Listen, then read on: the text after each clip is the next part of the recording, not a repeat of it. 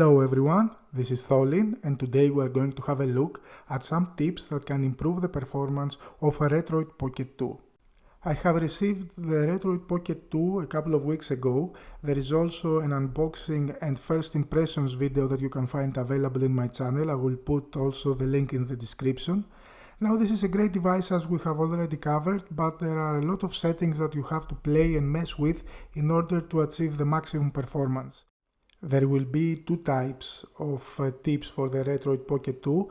The first one is general tips that will improve the performance of the device, and the second one is setup and configuration for the most famous emulators that come pre-installed with Retroid Pocket 2. We will start with how to adjust the brightness of the screen. You will need the volume up and volume down buttons that are located on the upper side of the device and the start button.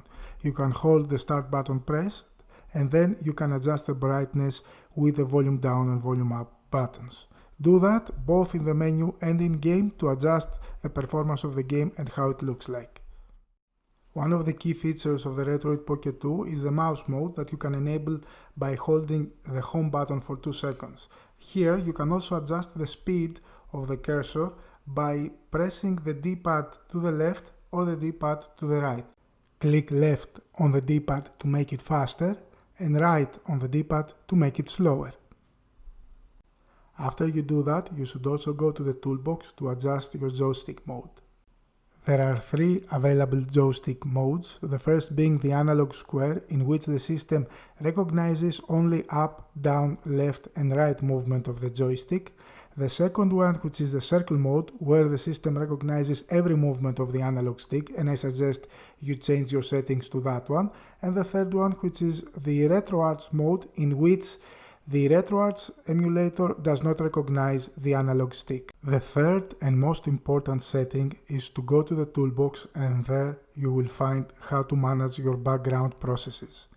Now you should set your background process limit to no background processes, and this is done in order to take full advantage of the 1 GB of available RAM of Retroid Pocket 2. You can also select to clean the background processes now, which will leave you with the available amount of RAM that you can use. Finally, from the same menu, you can also disable some applications. Now, this is an Android operating system, but you will not need any processes like phone or messaging and other ones that are more related to a phone and not to emulation device.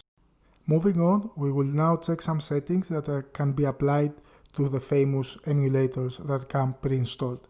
Now, to begin with, there are 2 versions of RetroArch. You should use this one only for the Game Boy Advance and the other one for all the rest of the systems.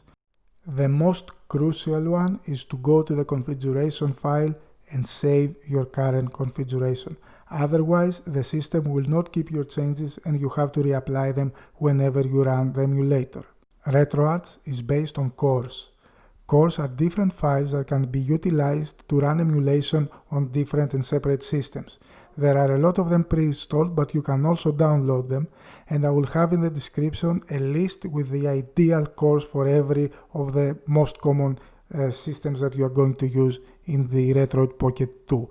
After you select your core, you can apply different cores to different systems or even different cores to different games. In order not to overcomplicate things, just use one of the available cores that I mentioned in the description whenever you want to run a game of the appropriate system. It is also important to define your own combination of keys that will exit the game that you are currently running and return you to the main screen of the RetroArch emulator. In order to do that, you go to Options, select Input, then you go to Hotkeys and select Menu Toggle Gamepad Combo. Here I suggest you select a combo that you are not going to usually use inside the game, like L and R or the Select and Start button. Moving on, let's have a look at Dig. Dig is a front end for the available emulators that you have on the system, and whenever you run it, the first thing you're gonna see is the available options. You can select different themes and this will change how the system will look like. You can either apply the ones that you have downloaded, or you can even browse the available ones on the Dig store, which is totally free. When you select Browse, you will see all the available themes that you can download and install.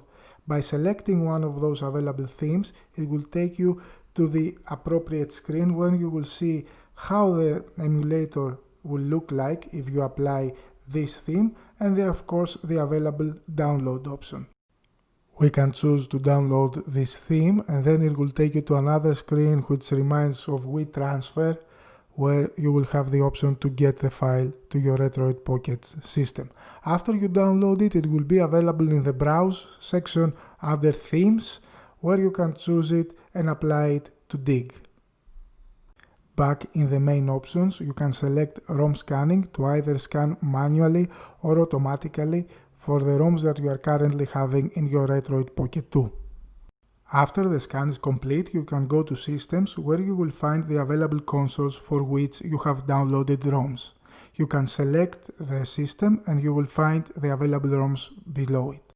A nice feature of Dig is that you can select multiple emulators for different systems or even for different games of a system.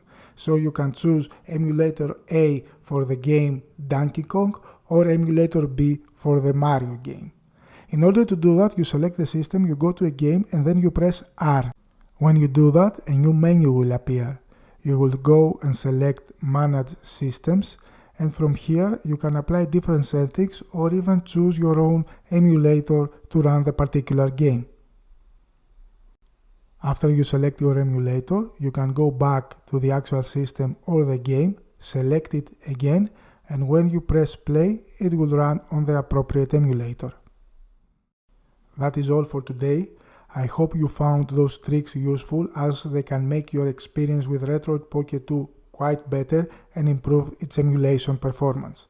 Make sure to follow the channel, as we have a new video coming soon where we will show you how to transform this device into a home emulation system.